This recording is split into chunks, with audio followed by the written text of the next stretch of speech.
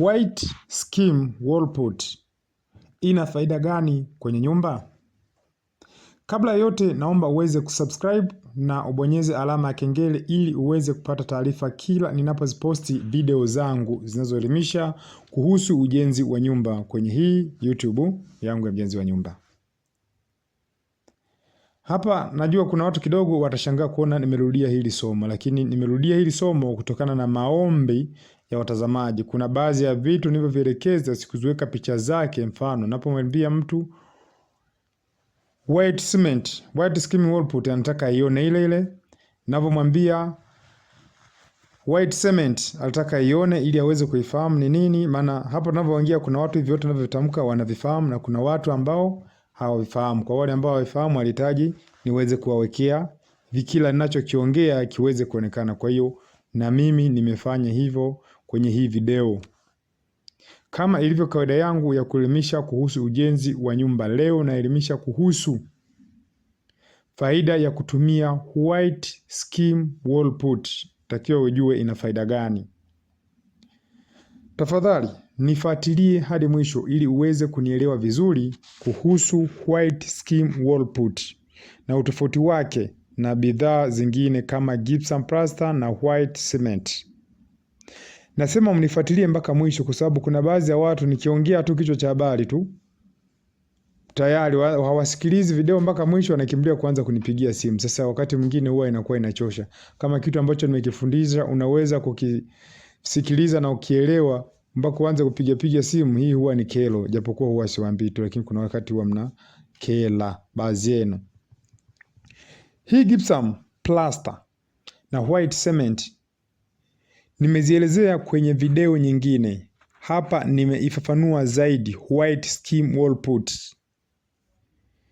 ni put iliyotengenezwa mahususi kudhibiti unyevu wa maji, shambulio la chumvi na magadi pamoja na fungus. Hutumika kwenye kuta za ndani na kuta za nje. Pia inafaa kuskim kwenye ceiling board na inafaa kubandika mikanda ya gypsum.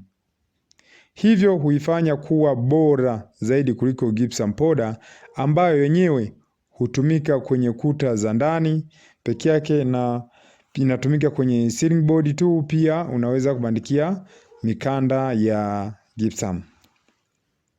Gypsum powder ikitumika kwenye kuta za nje hushambuliwa na fungus pamoja na chumvi na maji, hivyo husababisha rangi kushindwa kudumu kwa muda mrefu. Kwa kifupi ni kwamba gypsum plaster haifai kwenye kuta za nje.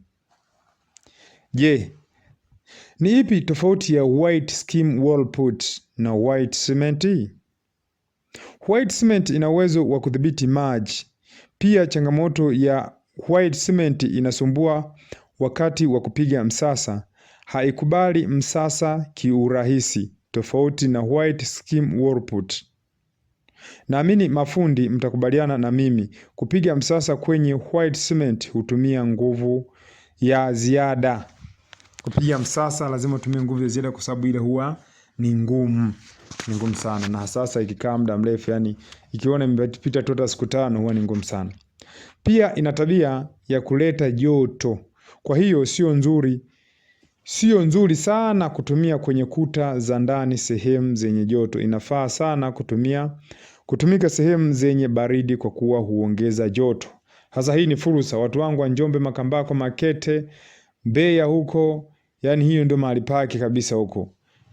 Tukienda mpaka Ludewa, Mafinga, Iringa, hiyo ndio sehemu yake. White skim wall put haina tatizo hilo, inafaa kwa kuta zote za ndani na nje bila kujali hali ya hewa ya sehemu husika. Kwa watu mliopo huko Kyela, Kamsamba, Mbalali huko Sangu, na maeneo yote yenye joto, hii hapa white skim wall put inawafaa sana kwa sababu yenyewe haibadiliki hali ya hewa, yani haiongezi baridi wala haipunguzi joto, hali inabaki vile vile. Tofauti nyingine ni kwamba white cement inahitaji rangi nyeupe ya maji, tunaita white immersion kwa ajili ya kuchanganyia. Hii huongeza gharama za material, wakati white skim wall put huchanganywa na maji ya kawaida. Hapa ni kweli kabisa, White cement lazima utumie na rangi. Licha ya kuwa na maji yatatumika kiasi kidogo, lakini huwa ni lazima ununue rangi, uitumie rangi. Kwa hiyo unaponunua rangi unatumia pesa, kwa hiyo gharama inaongezeka. Ila hii white skim wall put yenyewe unachanganya tu na maji ya kawaida. Sasa nitashangaa watu wataniuliza maji ya kawaida ni aina yapi? Ni kama haya mnakinga kwenye mvua, maji ya bombani, maji ya kisimbani. Jambo kubwa la kuzingatia kwenye haya maji tunayozungumzia ni kwamba inatakiwa maji yawe masafi ambayo wewe unaweza kuyanywa. Na jambo la mwisho kabisa kuhusiana na white cement, hutoa nyufa ndogo ndogo ikikauka, lakini white skim wall put haitoi nyufa kabisa. Hii hapa mafundi wanaijua vizuri zaidi, maana hii huwa inatokea sana, na kwa mafundi ndio wanaweza kuielezea vizuri kwa kuwa wao ni mashuhuda tofauti na watu wengine. Faida za white cement na gypsum powder, kila bidhaa nimezielezea kwenye video yake. Unaweza kuzisikiliza kwa wakati wako humu kwenye hii akaunti ya Mjenzi wa Nyumba ili uweze kupata faida, kwa sababu kila kitu kina faida yake hapo. Kwa hiyo hapa nilikuwa naelezea faida ya white skimming wall put. Kwa elimu zaidi usisahau kusubscribe, kulike, kucomment na kushare akaunti hii ya Mjenzi wa Nyumba. Pia natoa ushauri bure kabisa. Kwa msaada zaidi wasiliana na mimi kwa kutumia namba hizi unazoziona. Nadhani unaziona namba hapa ambapo zipo kwa njia ya WhatsApp pamoja na mawasiliano ya kawaida. Yaani unaweza kunipigia simu ya kawaida tofauti na WhatsApp. Kumbuka, nyumba bora hujengwa na fundi bora. Asante kwa kunisikiliza. Shukran sana. Karibu tena.